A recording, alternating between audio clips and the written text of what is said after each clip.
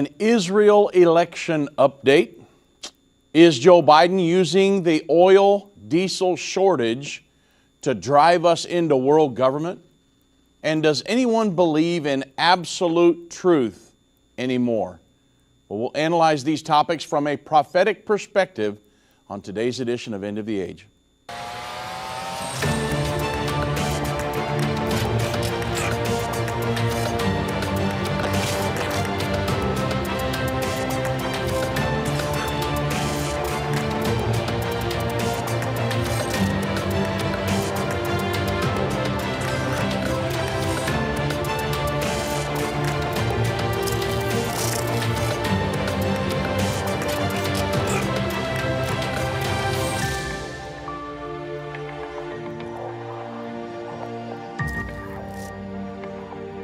Good afternoon, everybody. I'm Dave Robbins with Endtime Ministries. Thank you so much for joining me on this edition of End of the Age.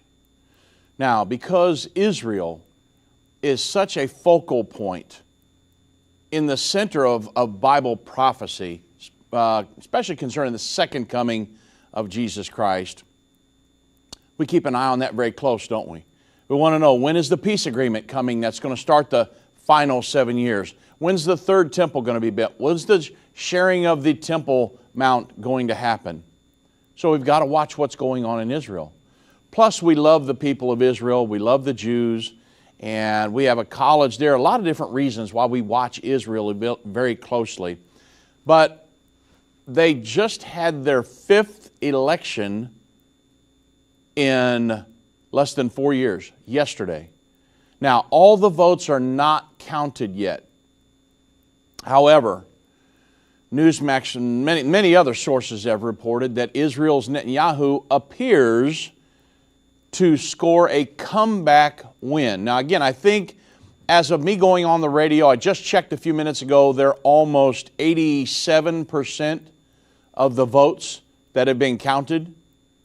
And it looks like that former Israeli Prime Minister Benjamin Netanyahu appears headed towards a victory. And of course, again, that's more than 80% of the ballots from national elections that are counted, and they show that voters gave him, these are from exit polls and different things, they gave him and his allies what looks like a majority in the country's parliament. Now, again, votes are still being counted, and results are not final. But if the preliminary indications hold, it appears as if he has made a comeback. The final results are expected on Friday. And so yesterday's election was Israel's, again, fifth in less than 4 years. And even if Netanyahu and his allies emerge victorious, it could still take weeks of negotiations for a coalition government to be formed. Because in Israel, voters vote for parties, not individual politicians. And no party has ever won a majority. It's 61 seats. There are 120 in the Knesset. You've got to get 61 for a majority. No party by itself has ever won a majority on its own. They have to form coalitions. Coalition building is necessary to govern. So it's different here in the United States. We elect either Joe Biden or President Trump, an individual. They elect parties and to see who can get up over the threshold of to get to 61, to have the majority. Then the president gives them a commission to build a government and to form coalitions and build a government. If they can't do that, then it goes to the next person, which would probably be Yair Lapid, judging by how all the votes are coming in. So we'll have to see what happens. It still could be weeks off. And if they can't get anything finalized and form a government, we would go back into elections again, believe it or not. And I know it sounds crazy, but that's just how they do it over there. And that's what's happened over the last 4 years. But what I'm looking for is, again, the peace agreement, the sharing of the Temple Mount. Will all this lead to that? The building of the third temple? I don't know if it will or not. If Netanyahu's coming back into office, he has been very, very effective in not getting a peace deal signed. And so I don't think if he got back in office, I don't know what would lead to that. I believe, now this is my opinion, but I believe it's going to take a World War III before Israel finally gets a peace deal done. However, Israel Hayam reported that there was an interview with a news reporter and former Prime Minister Netanyahu, and he said that I intend to achieve peace with Saudi Arabia. Of course, over a nuclear deal and the Abraham Accords, and a lot of different things are coming into this, but it could lead to a Palestinian peace agreement before it's over with. The question was posed to former Prime Minister Netanyahu a while back.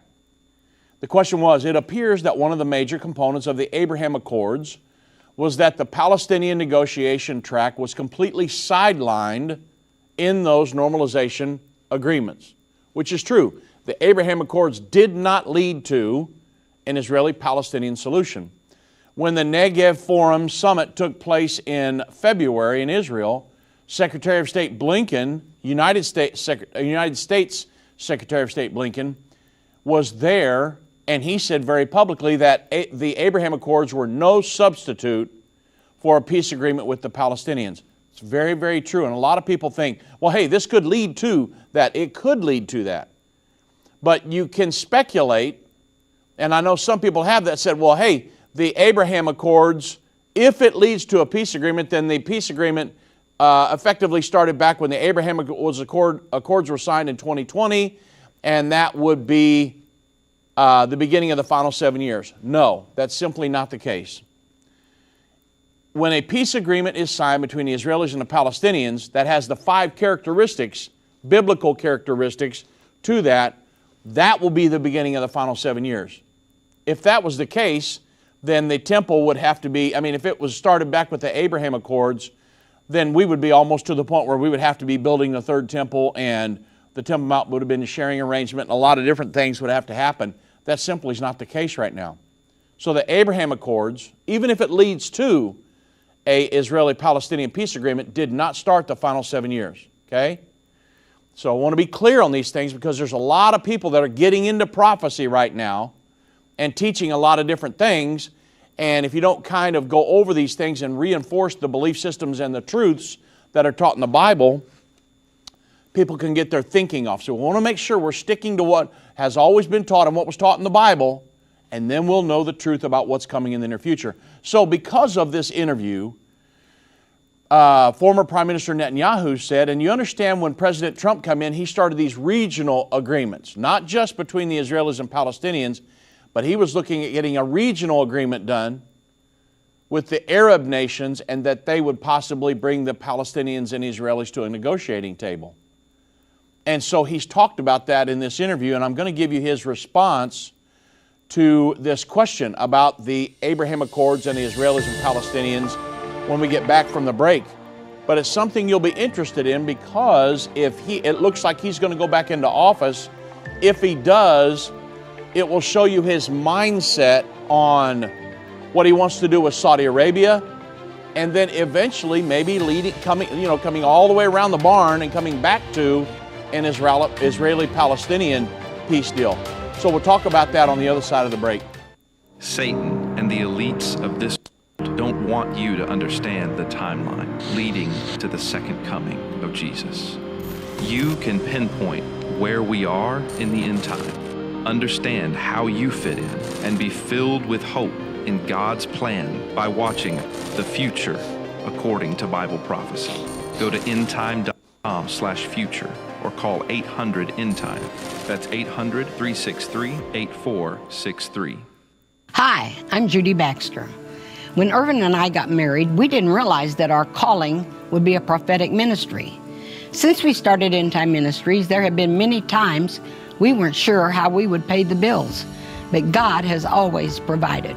We started with a magazine, then went on radio and TV, and now we have the Jerusalem Prophecy College in Israel and online and End of the Age Plus. The mission has always been to reach people with the gospel of Jesus Christ and the end time message. Through the years, my husband would say, we will see revival like never before in the last days. We are living in the end time now. Thank you for walking this journey with us and continuing in prayer. You are part of the team. Thank you for your generous support. It is necessary for God's purpose. The most important thing is that you are ready when the Lord comes. Our hope is to help prepare you for that day. God bless you, and we love you. What if you could understand Bible prophecy? Dave Robbins, the host of the End of the Age television and radio programs, is holding a free prophecy conference near you. Gain peace and understanding about what the Bible says concerning end-time prophecy. Call 1-800-ENDTIME or visit endtime.com/events for more information.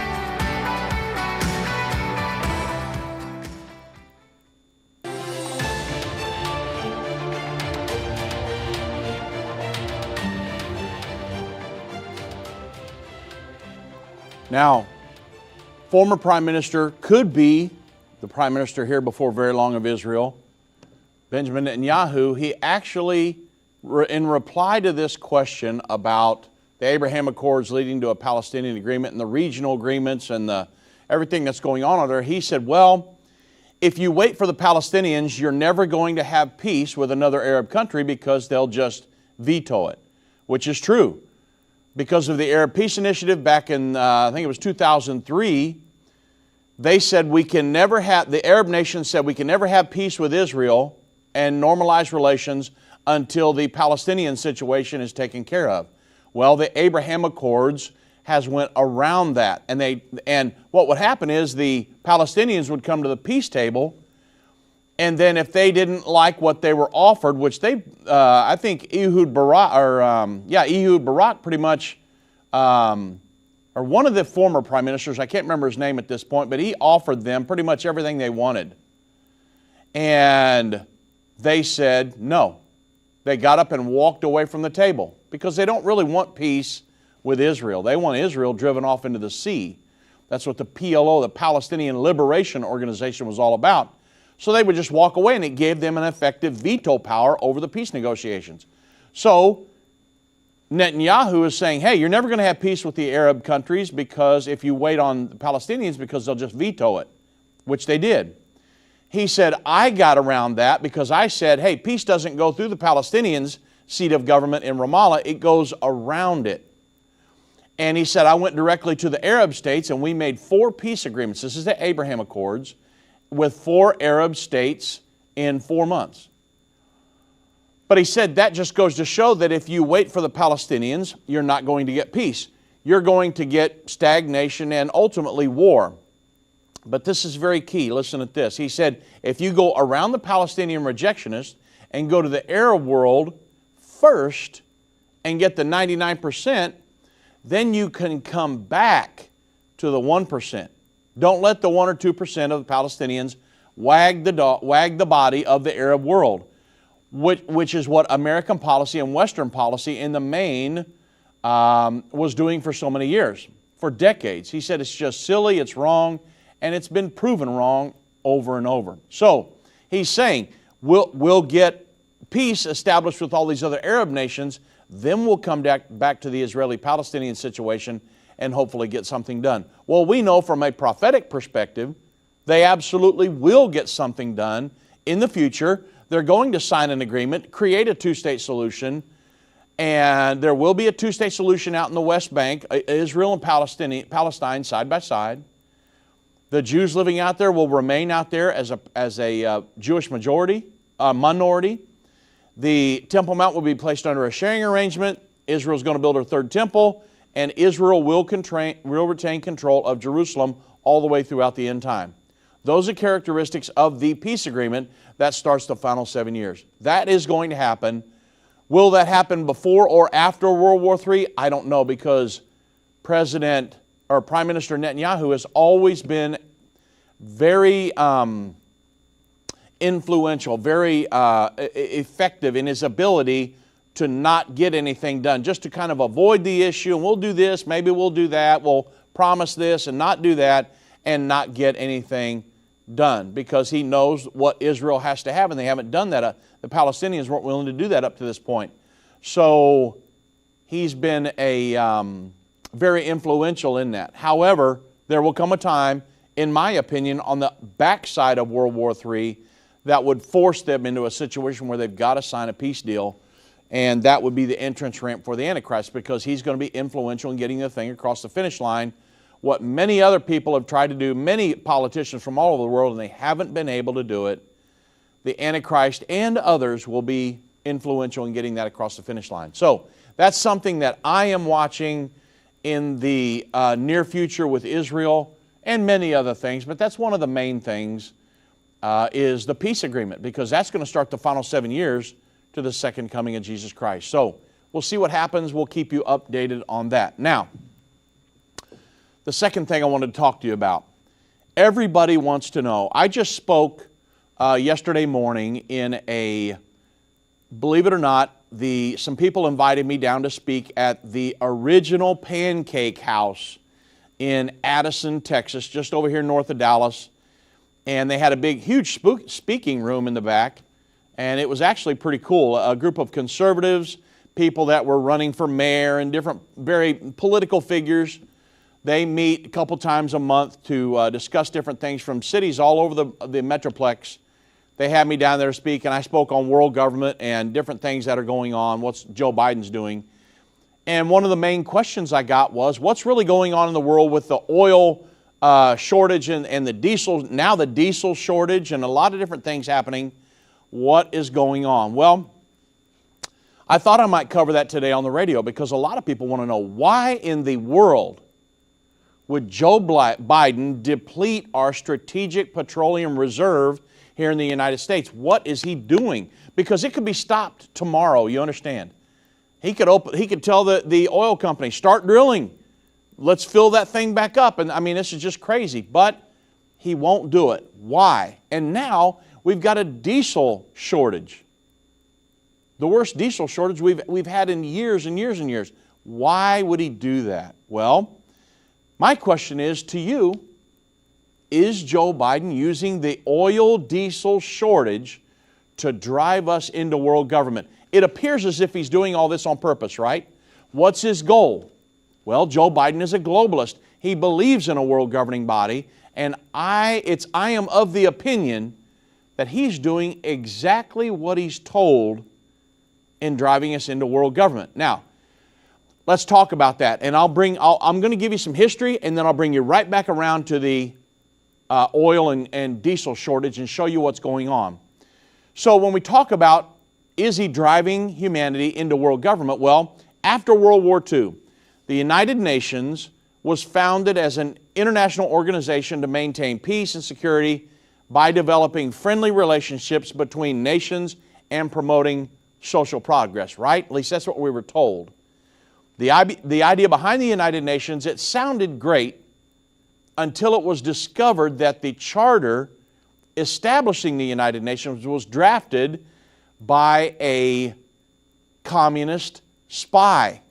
Alger Hiss was convicted of perjury for lying about being a communist spy while he wrote the United Nations Charter. The same charter that they function under today was written by a communist spy. So, with a communistic agenda driving the mechanics of the United Nations, it's easy to see how the global elites have been able to work from within the United Nations to quietly build a world government. A socialistic, communistic world government. That's the goal.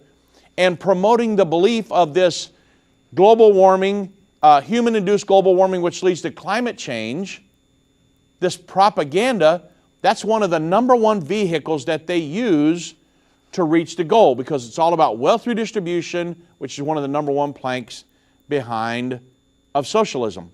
So, so let me explain that, and then we'll get back to the shortages of diesel and oil.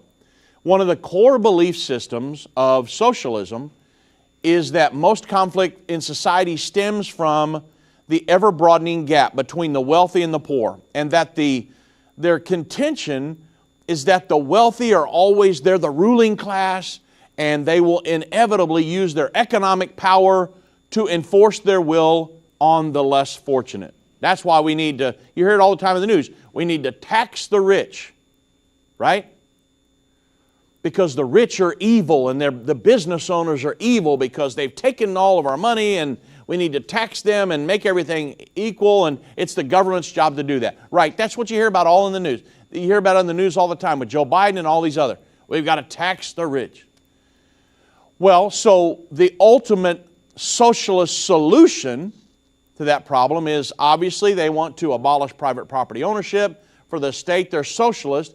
For the state to own all principal means of production, and the central government redistributing wealth evenly among the masses. That's what ESG is, the end all of that. ESG, the Council for Inclusive Capitalism, moving us also shareholder onto stakeholder capitalism. That's what all that, Build Back Better, all that stuff. The World Economic Forum, that's what they're trying to do. Implement socialism at the end of the day. So the result of all this, their goals would be a classless, communistic society where a global government would ensure equality for all citizens. That's the goal. Now, Joe Biden will not come out and tell you that, but he's a globalist. So at the end of the day, that's what he believes, folks.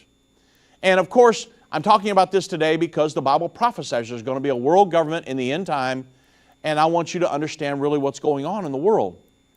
I told this to these leaders of the all these community leaders yesterday at this big meeting that they had, and they were all looking at me shocked, like we've never heard about any of this stuff. And so I thought, man, I'll just tell everybody on the radio the same thing I told them. Now, you understand, it would be impossible to fully realize this dream of a communistic one world government without the redistribution of wealth from the developed nations to the poor nations, to the underdeveloped nations of the world, or from the rich in society, not the global elite, mind you, but they say we've got to tax the rich, we've got to take it from the rich, give to the poor, wealth redistribution. And the problem is, it really doesn't go to the poor, right? It goes into the coffers of the global elite and the elitists. Think about it. So, this is the main goal of the global warming climate change hoax.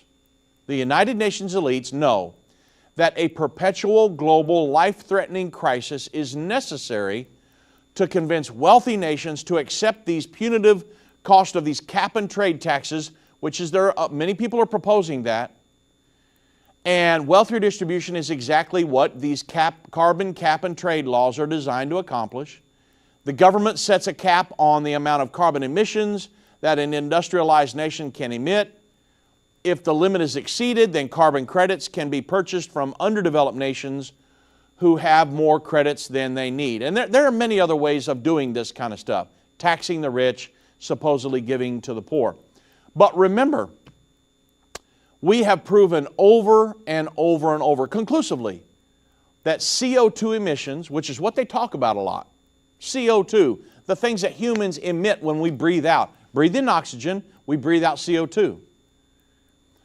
And they say, well, CO2, it's just this horrible pollutant, and it's causing the earth to warm. It's been proven conclusively over and over that CO2 emissions have nothing to do with global warming. Even if it had anything, it would be 0.0000002% or something. No, just almost nothing. Global warming fear-mongering is simply a scheme put together by the global elites to redistribute the wealth of the world to move us into world government and human-induced global warming, which leads to climate change. Okay? They just need a crisis to scare you to death. And if they can get you scared, then they can get you to yield up your sovereignty and submit to these global governing edicts. Now, global warming was leading to climate change. That's only one of the messages being used to force the nations of the world into world government.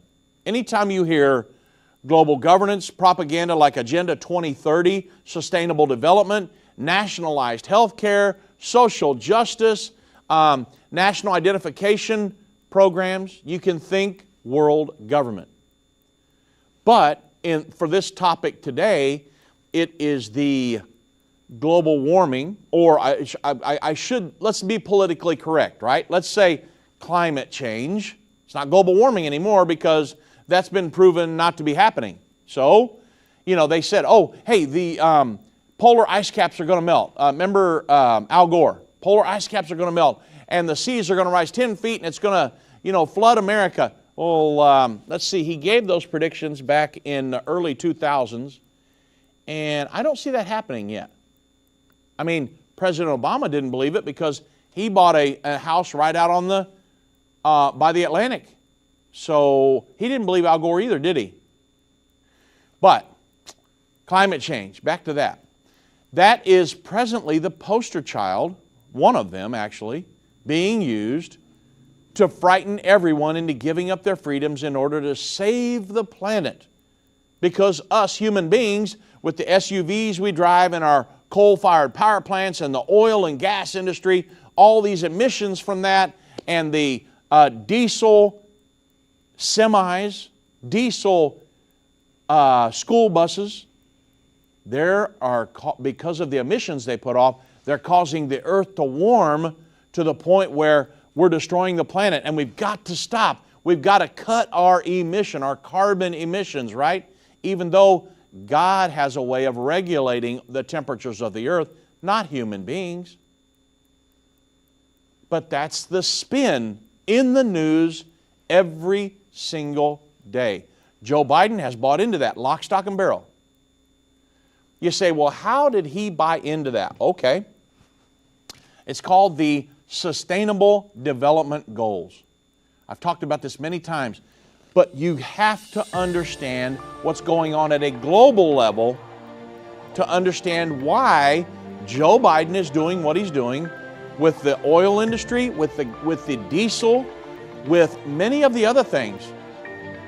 They're pushing global governing edicts in America. And I'm going to show you how the Obama-Biden administration skipped Trump, and now it's the Biden administration is pushing that. Whether it's a global pandemic, threat of war, or floundering economies, end-time events are happening around the world every day. How can you have peace in a world of such great uncertainty? With the Endtime magazine subscription, you can gain a deeper understanding of current events and its prophesied repercussions. Endtime magazine's exclusive content and prophetic insight allows you to understand where we are in the end time. It will give you peace when horrific news and events happen. When you subscribe today to Endtime magazine for 12 months for just $19.99, you can have hope for the future because you will understand what the Bible says about the time we are living in. You'll get access to exclusive articles like the Prophesied American-Israeli Alliance, Endtime Do's and Don'ts, and Could School Choice Save America? Subscribe for you or a friend right now. Go to endtime.com or call 1-800-ENDTIME. That's 1-800-ENDTIME. The symbols and prophecies within the book of Revelation have perplexed Christians and unbelievers around the world. In his final work, Revelation, The Unveiling of Jesus Christ Part 2, the late Irvin Baxter unlocks the mystery of the book of Revelation with in-depth analysis and commentary like you've never heard before. These comprehensive study tools, available for $299, will deepen your biblical understanding. Don't miss this special offer. Call 1-800-ENDTIME or go to endtime.com. If your station only carries the first 30 minutes of End of the Age, go to endtime.com and click the watch button to continue today's broadcast. You can also finish up later by clicking the archive button.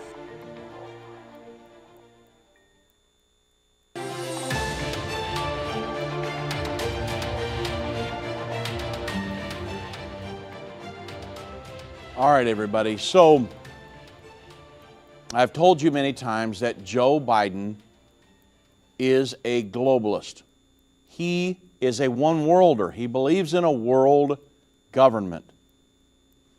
And he is not opposed to destroying the United States to see the realization of that one world governing body. You say, whoa, Dave, that's a pretty harsh statement. Okay, let's prove it. The Sustainable Development Goals. They were unanimously adopted by 193 member states of the United Nations, including the United States, under the Obama-Biden administration back on September 25th of 2015. These goals make up the international community's 15-year, by 2030, the 15-year socialistic blueprint of global governance for every single person on the planet. They named this the Transforming Our World, the 2030 Agenda for Sustainable Development. And the goal is a universal policy agenda designed to convert the nations of the world into a global community governed by the United Nations. Okay? Now, the agenda is comprised of 17 main goals accompanied by 169 focused targets. Some of the goals have 6 or 8, some of them have 12 or 13 maybe. So they're focused targets designed to manage the planet. Not just the United States, not just Israel, China, Russia, not a nation, but they're designed to govern the entire planet. Remember, we're building a world government here, right? So why do I say socialistic? Because the plan includes the socialistic principle of wealth redistribution, which is one of the number one planks of socialism. And the plan actually states that the reduction of inequality is only possible if wealth is shared and income inequality is addressed. So, socialism, wealth redistribution, it is legalized, well, I guess it's legalized in some people's eyes, it's legalized thievery. Now, I refer to it as global governance of every aspect of every person on the planet because the plan actually states, we commit, and I'm quoting, we commit to making fundamental changes in the way that our societies globally produce and consume goods and services, that governments, international organizations, the business sector, and other non-state actors and individuals must contribute to changing unsustainable consumption and production patterns, even if they have to come up with something like oil, diesel, to get you pushed into buying electric vehicles, right? Okay, so now you know where I'm headed. This propaganda is that humans are using the earth's resources at such a rate that nothing will be left for future generations. Now that's not true. But that's the spin, right? They've got to get you stirred up and scared and in fear mode so you'll buy into this stuff. And therefore the United Nations or the world government must establish a master plan to govern the earth's citizens. And they must, number one, in a true socialistic form, redistribute the wealth of the world so that everyone is considered equal. But there's a ruling elite over everybody. Number two, they want to control the production and consumption of every person. They want to strive to achieve universal health care. Okay? They want to control the climate. They want to manage our cities and our infrastructure. They want to govern the oceans, believe it or not. They want to govern land usage along with all ecosystems. I mean, every aspect of your life. And so these are the Sustainable Development Goals. Folks, this is world government. These used to be called the Millennium Development Goals. Now they're called the Sustainable Development Goals. It's World Government 101. Now, again, I want to tell you and get to the core of my topic here. The Obama-Biden administration committed the United States to implementing these goals during their tenure in 2015 when the goals were adopted by all member nations of the United Nations. That same year in December, the Paris Climate Agreement was signed on to, and the Paris Climate Agreement was financial commitments to implement the environmental portion of the Sustainable Development Goals, right? Donald Trump recognized what it was and realized it was wealth redistribution, socialism, and said, nah, we're pulling the United States out of that. And oh, they demonized him. The world just howled at the moon. But once they got him out of office and they got another globalist back in because they knew Joe Biden was what he was going to do because he was involved with the Obama-Biden administration committing the United States to this in 2015. So when he got back in office, one of the first things he did was recommit the United States to the Paris Climate Agreement. These financial commitments to get this thing across the finish line. Of course, it's going to take so much more than we've ever committed to.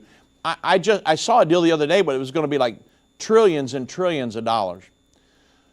But I want you to understand, the Paris Climate Agreement and the Sustainable Development Goals are twin efforts designed specifically to govern the planet. One without the other is pointless.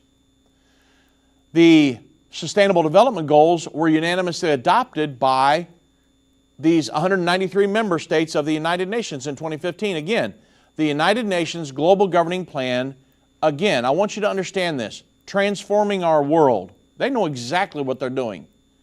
The 2030 Agenda for Sustainable Development. According to the United Nations' own website, these 17 Sustainable Development Goals demonstrate the scale and ambition of this new universal agenda. Okay? So it's a global governing effort. The Sustainable Development Goals, they are an effort by the United Nations to control every person's life under the sound of my voice. Everybody. One of the main areas of these critical importance is the planet itself. Okay? According to the 2030 Agenda, they say we are determined to protect the planet from degradation, including through sustainable consumption and production patterns, sustainably managing its natural resources, taking urgent action on climate change so that it can support the needs of the present and future generations. Now, if you don't understand all this, they don't care. All they want to do is get you worked into a frenzy. Hey, there's a tipping point in the next few months. We've got to do something by then or we're going to blow up. The Earth's going to blow up. That we're going to heat up to the point where we burn. The polar ice caps are going to melt. And everybody's going to drown. And the polar bears are going to die. And, there's going to be polar vortexes where it's 20 below zero. And then it's going to, and that's climate change is causing that and global warming. But then it's going to be 120 in the summers, and the same thing that caused the freezing is going to cause the warming, and it's all tied together, and you may not understand it all, but the United Nations don't care. They just want to get you in fear mode so they can get you to bow down to their edicts. That's the goal of all of this. That's the reason for the Paris Climate Agreement. Without a commitment from every nation to curb the greenhouse emissions and money, then it is impossible to achieve the Sustainable Development Goals, right? Now, on January 18th of 2016, during the opening remarks at Abu Dhabi, at the Abu Dhabi Action Day, former UN Secretary General Ban Ki-moon, he said this. He said the Paris Climate Agreement was adopted it was 3 months after the 2030 Sustainable Development Agenda. These are twin plans for transformative progress. The Sustainable Development Goals are the vision, climate change is the commitment, and this vision and commitment should go hand in hand. They are part of all of our grand design. None of this stuff is by accident. What Joe Biden's doing right now is not by accident. He could stop it tomorrow, but he's not going to. And you wonder why the elections are so important coming up? I'm telling you, I voted today, and I want to make sure that my vote counts. I want to make sure that we can stymie a lot of what he's trying to do, because he's really trying to destroy America. I know that is a harsh statement, but I'm telling you, why would you purposefully deplete our strategic petroleum reserves? Why would you do that on purpose? When Donald Trump was in, we were an energy exporter. And within just a short period of time after Joe Biden gets in, everything starts going into the tank. That was not done by accident, folks. You say, well, it was COVID, and no, it wasn't COVID. Everything was still rolling under Donald Trump. And I know that, things shut down because of COVID and things like that, but I understand we still could have made it through a lot of stuff if some of these agendas weren't being pushed during all of that. Now, Ban Ki-moon said that these should complement each other. If we don't implement the climate change agreement, all of the 17 of the Sustainable Development Goals would not be fully implemented. Now, let me ask you a question. The government wants us all, under Joe Biden, to go to electric cars, solar, wind, all of these quote-unquote sustainable methods of energy, right? But if we have tons of oil, just an overabundance of oil, an overabundance of gas, an overabundance of diesel, and it's at a cheap cost. Under Donald Trump, the gas prices in Texas were down around, I think at one point, what, maybe $1.35, $1.40 a gallon? You remember that? Under the Trump administration. However, now with Joe Biden, everything has skyrocketed back to the point where I think I paid at one point $4 and something a gallon. Never thought I'd see that in my lifetime. But wow, I did. And so they want to get you into electric cars, solar, wind. They're trying to push these climate agendas, these environmental green agendas. So if we had an overabundance of energy resources and prices were low, nobody would move into these electric cars and all this other stuff, right? So they've got to have a crisis. So what do? Well, we start selling all of our strategic petroleum reserves to other countries. Now scratch your head on that one for a second. And we stop the oil pipelines. And we stop drilling.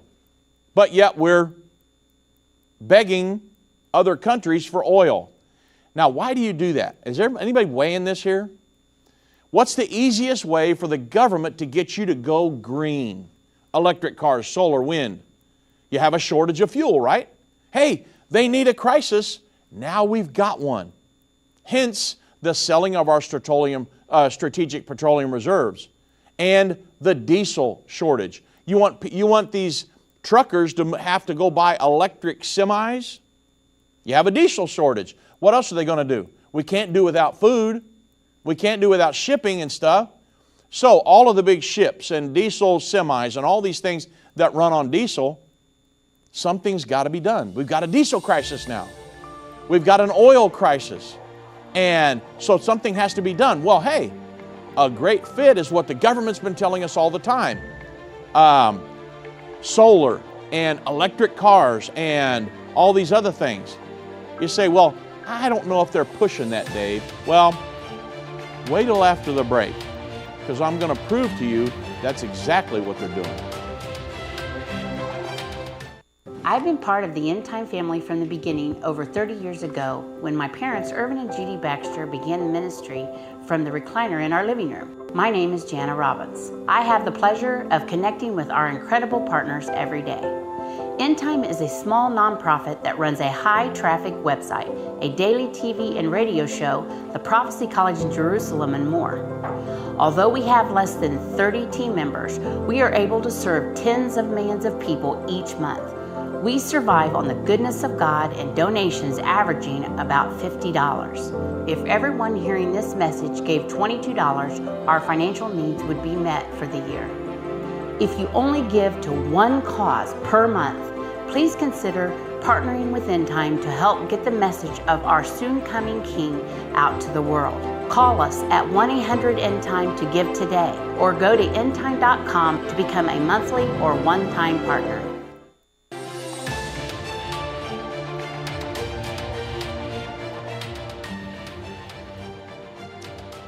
Now, what am I talking about here? We're talking about the prophesied world government that's supposed to be established just prior to the second coming of Jesus Christ. The United Nations is the seat of that world government. Now, if you don't have a crisis, nations and people will not align their ideologies with your agendas, right? Nobody's going to want to go buy an electric car unless we're out of fuel and have all these diesel shortages and everything. Then people are going to go scampering around. What are we going to do? We got to buy an electric car now, right? But they have to have a crisis. Again, if we had an overabundance of oil and we were an energy exporter, an oil exporter, and we had tons of diesel and tons of fuel for everything, and it was really cheap, why go buy an electric car, right? So they've got to have a crisis, even if they're willing to manufacture that crisis. Now, the news source, Cal Matters, or California, CAL, short for California Matters, they published an article, Going Electric. Opponents clash as California aims to force diesel trucks off the road. The article states, I'm going to give you a few excerpts and then I'm going to move quickly. Environmentalist and trucking industry groups have sparred with clean air regulators today over a contentious proposal to phase out California's big rigs and other trucks with internal combustion engines and force manufacturers to speed mass production of electric trucks.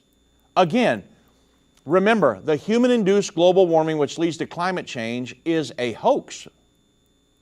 So all this is propaganda from the United Nations trying to get people to bow down to their edicts. Okay?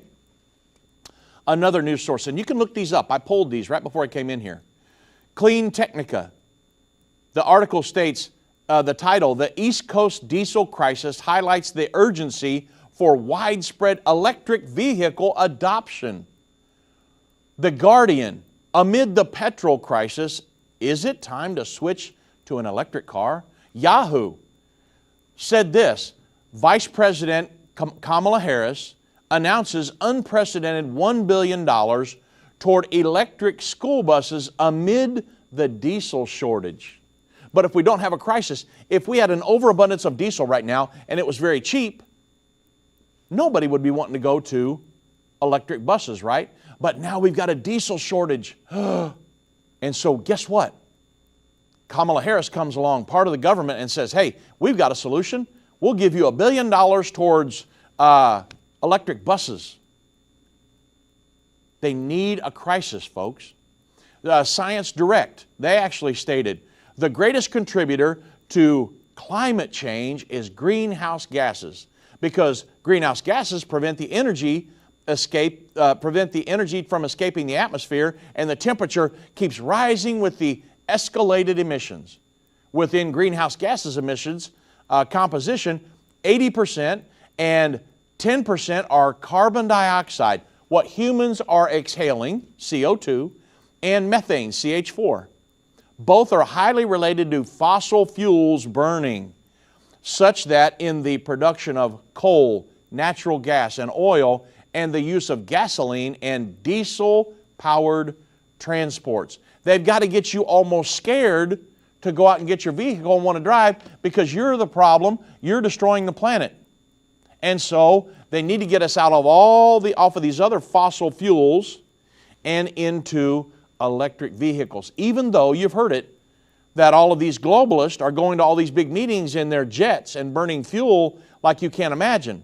But that's okay, because you, as the little minions of society, you're not allowed to drive your vehicle or to drive a semi that burns diesel or to run a ship that burns on diesel or a school bus, right? Because there's a global elite and then there's everybody else.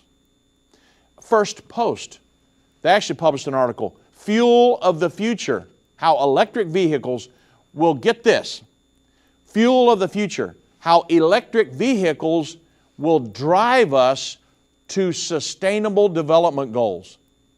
Did you hear what I just said? This is an excerpt from the actual article. And this is why I wanted to go through the Sustainable Development Goals.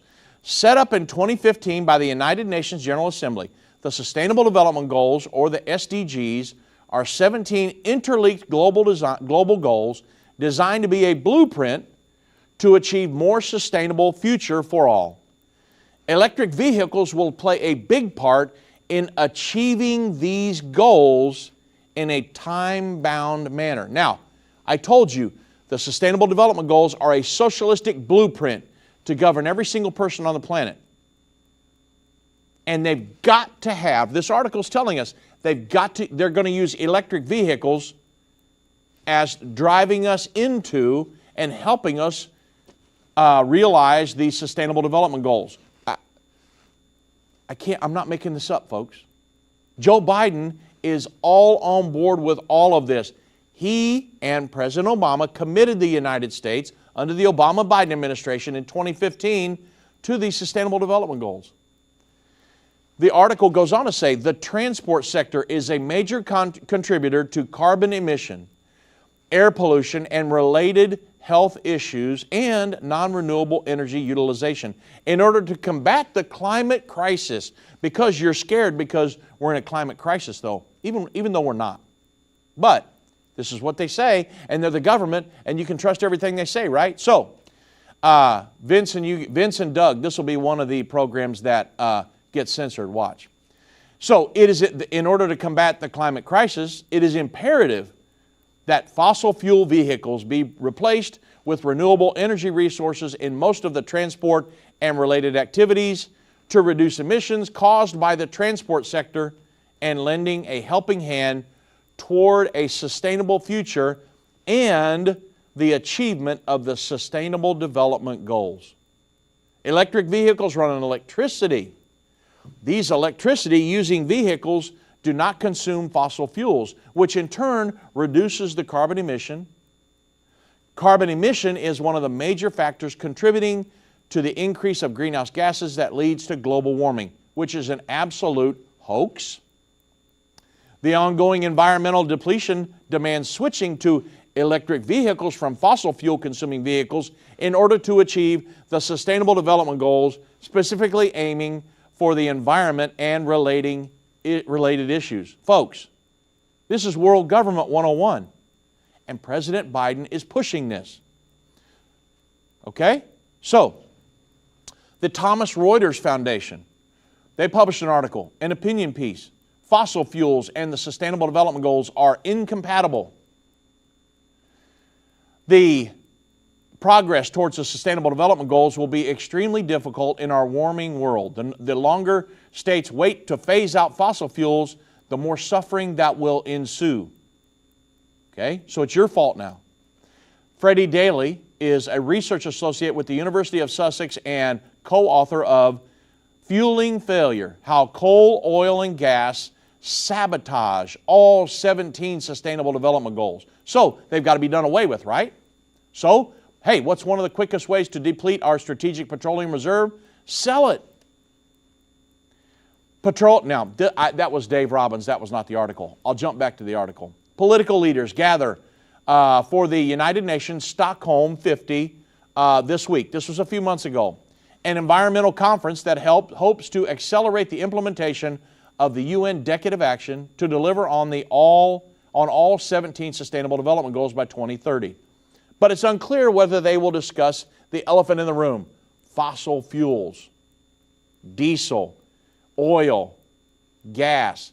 2030 must be a line in the sand, the article says, for the health of our planet and its people. Now, less than 8 years away, 2030 is the year in which climate scientists say global emissions need to be half what they are today if we are to avoid the worst impacts of climate change. Now, you're scared right now, right? Because all of these apocalyptic climate change tipping points that they've given over the years, all of them have all those predictions have come to pass, right? Actually, guess what? Not one of them have. In all of Al Gore's, what was the movie called? Inconvenient Truth. You know that I don't think any of those climate predictions have come to pass. Okay? But we've still got to keep you scared, though. We got to keep you in fear mode because you won't go out and buy an electric vehicle unless you're scared. So, it is also the year, the article says, where governments are forecast to have produced 240% more coal, 50% more oil, and 71% more gas than is consistent with holding global temperatures at 1.5 degrees Celsius. A new report launched at the Stockholm 50 makes the case that the exploration, extraction, refining, transportation, and combustion of fossil fuels are undermining both our climate and every single SDG. Well, to that I say, boys in South Texas, Louisiana, Oklahoma, drill, drill, drill. because I want to be energy independent. I want the United States not part of this world governing body. I want to be away from that. And I say drill. Let's be an energy exporter. Let's get America back to where it was. I'd like to see $1.35 a gallon gas again, and our semi-trucks be able to operate and everything going. And they could make that happen if they were not so eaten up with this global governance that they're trying to push. The article goes on to say, make no mistake, fossil fuels are the primary driver of the climate crisis. Guys, every time I hear that, it goes on to say, responsible for 86% of global CO2 emissions over the last decade. Fossil fuel infrastructures also have direct impacts that disrupt human and environmental systems, from poisoning waterways to oil spills, driving species to the brink of extinction. Because oil spills happen every day, right? No. Every once in a great blue moon does an oil spill happen. They say achieving the SDGs by 2030 is a monumental task in its own right. But when you consider the long shadow that climate change is casting over all of humanity and the continued expansion of fossil fuel production, but not in the United States though, I might add, it may become an impossible endeavor. The latest IPCC report, which is the bought and paid for scientist by the United Nations, I just injected that. The IPCC report stated that around 40% of humanity are highly vulnerable to the impacts of climate change. Amongst this already large section of the global population, there are approximately 1 billion children, nearly half of all the children on the earth, who are deemed extremely high risk to the impacts of climate change. Now they're appealing to the mother and father in us all, right? The children are at risk.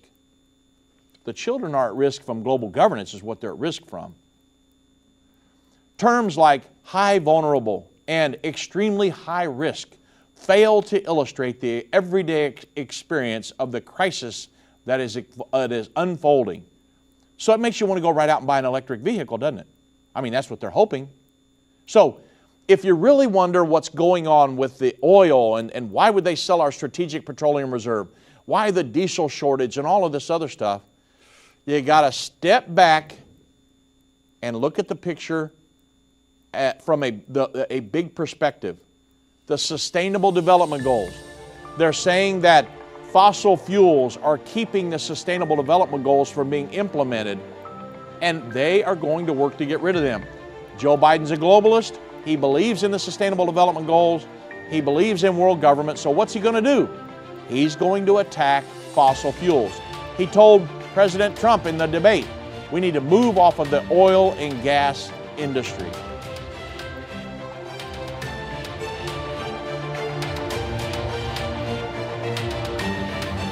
This has been End of the Age, brought to you by the faithful partners of Endtime Ministries. If you're not currently a partner with Endtime Ministries, or if you would like more information, we invite you to call us at 1-800-ENDTIME. That's 1-800-363-8463, or visit us online at endtime.com.